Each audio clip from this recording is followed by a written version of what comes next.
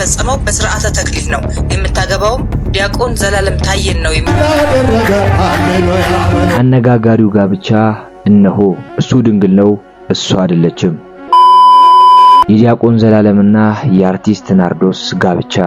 ለነፍሴ ዋጋ እግሬ ነሽ፣ ለነፍሴ ዋጋ እግሬ ነሽ። ሰላም ውድ የዩቲዩብ ተመልካቾቼ፣ ዛሬም ደግሞ በዩቲዩብ ቪዲዮ በድጋሚ ወደ እናንተ ተመልሼ መጥቻለሁ። ሁሌም እንደምታደርጉት የቪዲዮ መረጃ ለብዙ ኦርቶዶክሳውያን ድረስ ላይክ እና ሼር በማድረግ እንጀምሩ ስል በሉ እግዚአብሔር ስም ጠይቃለሁ።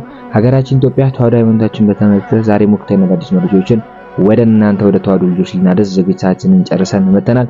ሰብስክራይብ ያደረጋችሁ ድምቷን ጫናችሁን እንድታበረታቱን በሉል እግዚአብሔር ስም ጠይቃለሁ። እንግዲህ አርቲስቷ ጋብቻ ጳጳሳት በተገኘበት እንግዲህ ሽምግልና መላኩን ተመልክተናል። እንግዲህ የተለያዩ አዳዲስ መረጃዎች እየወጡ ይገኛሉ።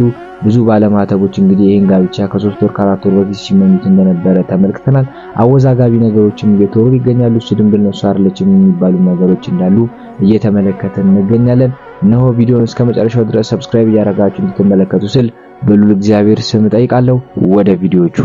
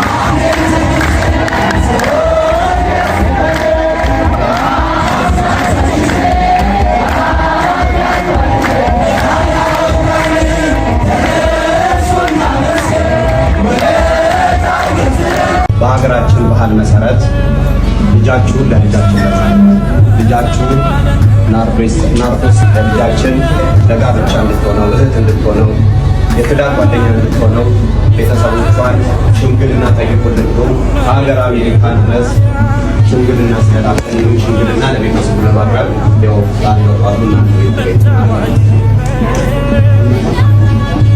በጣም ስለ ልጃችሁ አንዳንድ ጥያቄዎች ስላሉ ጥያቄው በጣም ደስ ይላል። ስለመጣችሁም እኛም ደስ ብሎናል። ግን ከዚህ ቀደም ልጃችሁ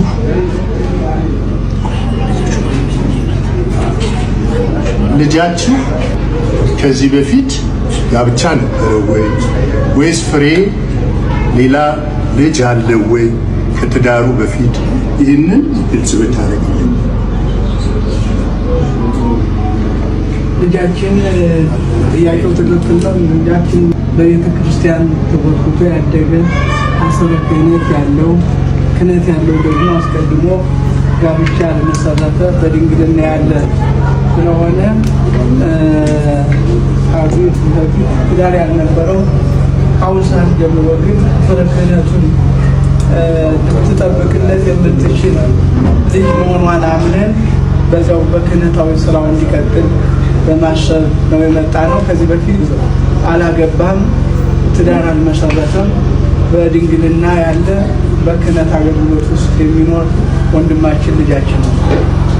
ክህነቱን ልትጠብቅለት የምትችል ልጅ መሆኗን አምነን በዛው በክህነታዊ ስራው እንዲቀጥል በማሰብ ነው የመጣ ነው። ከዚህ በፊት አላገባም፣ ትዳር አልመሰረተም። በድንግልና ያለ በክህነት አገልግሎት ውስጥ የሚኖር ወንድማችን ልጃችን ነው። አንድ ቀን ትንሽ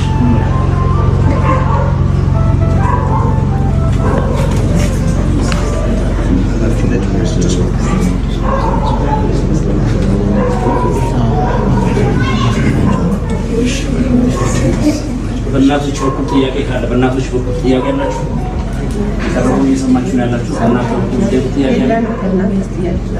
እሺ አባቶቻችን ሰተናችኋል አግኝ ይላል።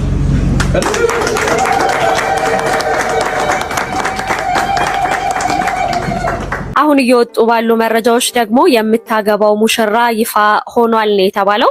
የናርዶስ አዳነ ሙሽራ ዲያቆን ዘላለም ታዬ ሆኖ ተገኝቷል። ዲያቆናት በንጽህና ኖረው በንጽህና አግብተው መቀጠል ይችላሉ። ካልሆነ ደግሞ መንኩሰው ወደ ምንኩስና ህይወት ወደ ቅስና ማደግ ይችላል። ዲያቆን ዘላለም ታዬ በቅርቡ የጀመረው በራሱ የዩቲዩብ ቻናል ላይ የሚሰጠው የጋብቻ ትምህርት አለ። በዛ የዩቲዩብ ቻናል ላይ ደግሞ ዲያቆን የሚለው ማዕረጉን ወይም ደግሞ የክህነት ስሙን እንዳልተጠቀመም ተመልክተናል። አንዱ ድንግል ቢሆን ሌላውስ ባይሆን ድንግል የሆነው ሰው ብቻውን የመባረክ መብት አለ። ብቻውን ተክሊል የመጫን መብት አለ። ዲያቆን ከሆነ ድንግል ካልሆነች ማግባት አይቻልም። ሹመትም አይኖራችሁ፣ ዕውቀትም አይኖራችሁ፣ ጤናም አይኖራችሁ፣ ሀብትም አይኖራችሁ፣ ማርያም ስላለችችሁ ብቻ ደስ ሊላችሁ ይገባል።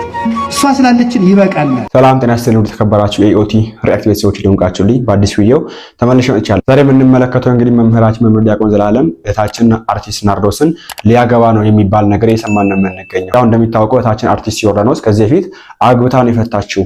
ሁለተኛ ጋብቻ እንዴት ነው በተክሊል የምታገባው? አንድ ዲያቆን ደግሞ ያለ ተክሊል ማግባት ቻለው ሳይችልም የሚሉ ነገሮችን ዛሬ አጣርተን የምንመለከት ነው። አርቲስት ናርዶስ አዳነ በቤተ ክርስቲያን ስርዓት ልታገባ ነው። ጋብቻውም የሚፈጸመው በስርዓተ ተክሊል ነው። የምታገባውም ዲያቆን ዘላለም ታዬን ነው የሚሉ ወሬዎች በሰፊው ሲሰራጩ ሰምተናል። ለመሆኑ ትሁቷ ናርዶስ አዳነ የእውነት ልታገባ ነው? የምታገባውስ በስርዓተ ተክሊል ነው? ባሏስ ዲያቆን ዘላለም ታዬ ነው? በተጨማሪም ናርዶስ ከዚህ በፊት የእውነት አግብታ ፈታለች? እነዚህንና መሰል ጥያቄዎችን አጣርቼ መረጃ ይዤላችሁ መጥቻለሁ። አብራችሁን ቆዩ። በመንፈሳዊ ህይወቷ ጠንካራ እንደሆነች በቅርብ የሚያውቋት ብቻ ሳይሆኑ በማህበራዊ ሚዲያዎች የሚከታተሏት ሁሉ የሚመሰክሩላት ሀቅ ነው። ቤተክርስቲያኒቷ የምታቀርብላትን ጥሪ በመቀበል ከቤተክርስቲያን ጎን መሆኗን በተደጋጋሚ ያስመሰከረች ሲሆን በተወለደችበት ዲላ ከተማም በራሷ ወጪ በርከት ላሉ ጊዜያት ጉባኤ እንዲካሄድና ወጣቶች ስለ ሃይማኖታቸው የበለጠ እንዲያውቁ የሚያስችል መድረክ በመፍጠሯ የዲላ ከተማ ኦርቶዶክስ ተዋሕዶ ቤተክርስቲያን የደብረ ገነት ቅዱስ ሚካኤል ወቅድስት ማርያም ቤተክርስቲያን ሰበካ ጉባኤ የምስጋና የምስክር ወረቀት ሰጥቷታል። በመጀመሪያ ያነሳሁት ናርዶስ ከዚህ በፊት የእውነት አግብታ ፈታለች ወይ የሚለውን ጥያቄ ነው። አዎ ቀለበት አስራ ነበረ። ወቅቱም 2013 የኮሮና ወቅት ላይ ነበረ። የእሷና የእጮኛዋ ያሬድ ሰለሞን ቤተሰቦችና የቅርብ ሰዎቻቸው ብቻ በተገኙበት ነበረ የቀለበትን ስርዓታቸውን በዝግ ያካሄዱት። ከቀለበታቸው በኋላም በተለያዩ ፎቶዎቿ ላይ እስከ 2021 ዓ.ም በፈረንጆች ማለት ነው ድረስ የቃል ኪዳን ቀለበቷን ታደርገው ነበረ። እስከ 2021 በፈረንጆች መጨረሻ አካባቢ ድረስ ካለ ቀለበቷ ፎቶዎቿን አናይም ነበረ። ይሄው እዋቸው ፎቶዎቿን እንዳለ ቀለበት አድርጋ ትታያለች፣ የቃል ኪዳን ቀለበት። ነገር ግን ከእጮኛዋ ያሬድ ሰለሞን ጋር መቼና እንዴት እንደተለያዩ የተጣራ መረጃ ባይኖረኝም ከ2021 በፈረንጆቹ መጨረሻ ጀምሮ ቀለበቷን አውልቀዋለች። እኛን የኦርቶዶክስ ተዋሕዶ አማንያንን ብዙዎቻችን በየእድሜያችን ማለት ነው ከሚቀርቡልን ጥያቄዎችና በቤተ ክርስቲያን ቆይታችን ውስጥ ከምንሰማቸው ተደጋጋሚ ጥያቄዎች መካከል አንደኛው ለምን ኦርቶዶክስ ሆንክ ነው። እና አንዳንዶቻችን ክርስቲያን የሆነው የሚመስለን ቤተሰቦቻችን ምን ስለሆኑ ነው። ክርስቲያን ስለሆኑ ብቻ የሚመስለን ሰው አለ። አንዳንዶቻችን የኦርቶዶክስ ተዋሕዶ እምነት ተከታይ የሆነው ቤተሰቦቻችን ስለሆኑ ብቻ ሳይሆን እኛም ራሳችን ደግሞ መርጠን ወደን ፈቅደን የገባንም የሚመስለን አለ።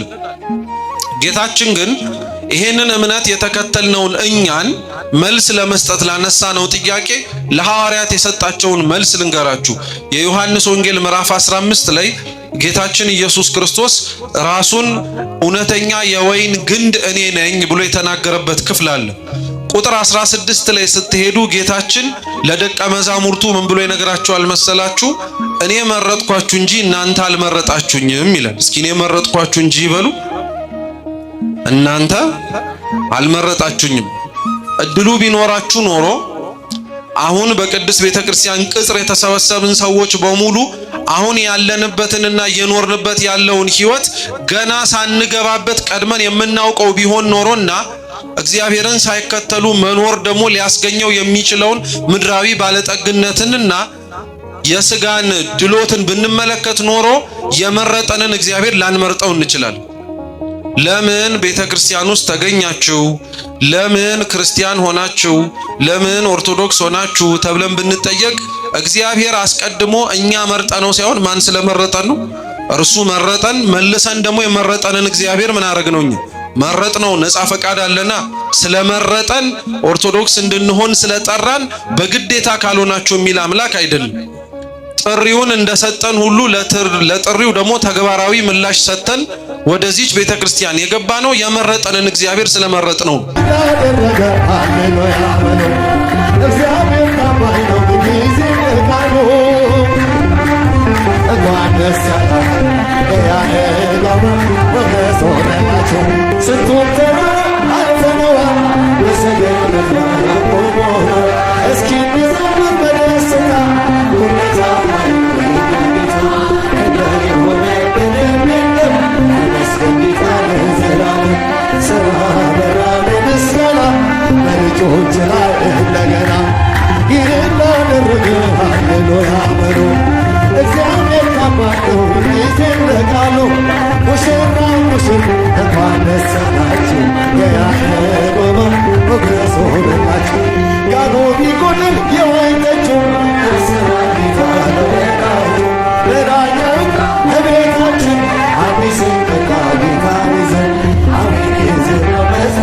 ዲያቆናት በንጽህና ኖረው በንጽህና አግብተው መቀጠል ይችላሉ። ካልሆነ ደግሞ መንኩሰው ወደ ምንኩስና ህይወት ወደ ቅስና ማደግ ይችላሉ። ቅስናውን ወይ በትዳር ወይ በምንኩስና ነው ሊያመጡት የሚችሉት። እና ያ ዲያቆን ከአንዲት ውብ ሴት ጋር አደረና ክህነቱ ፈረሰ። እና ክህነቱ እንደፈረሰ ታወቀ። ማን ሀገር ውስጥ ያስቀምጠው? እሱ አንዴ ለሰራው ኃጢአት ሰው ብዙ አመት እያስታወሰ አቆሰለው። እና ሰው ይሄን ያክል ካቆሰልኩ እግዚአብሔርም ይሄን ያክል ያዝንብኝ ይሆን ብሎ ወጣና ጉድጓድ ቆፍሮ ስለ ኃጢአት ያለቅሳለሁ ብሎ ጉድጓድ ውስጥ ገባ። እና ሰው ስለዛ ሰው ኃጢአተኛነት ያሳይ የነበረው መልስ ግን እግዚአብሔርን አላስደሰተውም። ማንም ሰው በነገራችን ላይ እኔናንተ ኃጢአት ሰርቶ ያለን ሰው ኃጢአተኛ ነው ብለን በምንደጋግመው ክስና ወቀሳዎች ውስጥ እግዚአብሔር ደግ አረጋችሁ እኔም እኮ መናገር እንደው ምልከው አጥቼ ነው አይልም። ማንንኛስ እሱ እንደዛ ምንለው? በደሉን ሰርቶ በደለኛ ነው ማለት አንድ ነገር ነው። ስለሰራው በደል ግን የሚምረው እግዚአብሔር እንዳለ እኛ ደግሞ እንደማይምረው አስመስለን ተስፋ እስኪቆርጥ ድረስ ማስጨነቅ ሌላ ነገር። አስቀመጣው ጉድጓድ ውስጥ ቆፍሮ ገባና መጸለይ ጀመረ። እና ከተማው ላይ አገሩ ላይ ዝናብ ጠፋ ሙሉ በሙሉ በቃ ምንም ነገር አልገኝም ማለት። ቪዲዮውን እንደተመለከታችሁ ነው ብዙ አልባልታዎች ሲናፈሱ ነበር። እንግዲህ እስከመጨረሻው ድረስ ቪዲዮን እንደተከታተላችሁ ተስፋ አደርጋለሁ። ኦርቶዶክሳውያን ባለማተቦች ወቅታዊና አዳዲስ መረጃዎችን ወደ እናንተ ወደ ተዋሕዶ ልጆች አደረስን። ሰብስክራይብ የደወል ምልክቱን መጫናችሁን አትርሱ። በቀጣዩ ወቅታዊና አዳዲስ መረጃ እስክንገናኝ ድረስ ሰላም ቆዩ።